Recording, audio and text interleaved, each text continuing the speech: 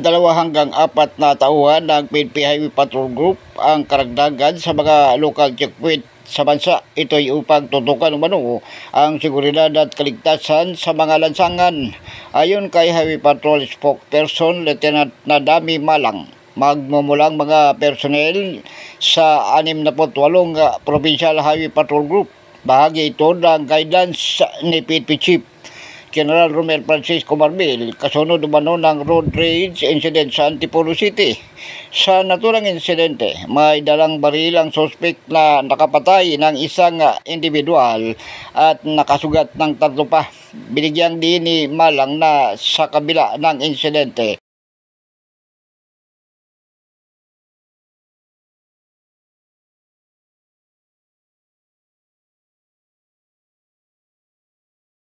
reiteration lang din ng utos ng ating Chief PNP way back last year pa.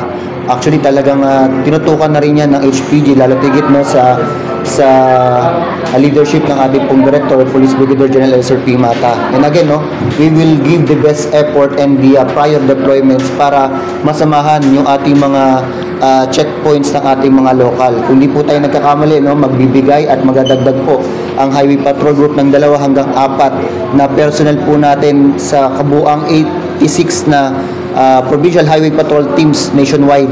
So makakaasa po yung ating mga kababayan na talagang dadagdagan pa or mayroon po tayong mga HPG na mga kasama doon po sa mga ini-initiate ng ating po mga local police force. Ako si Edwin Moreno para sa Radyo Bandido TV, kasama mo sa pagtatanggol sa demokrasya.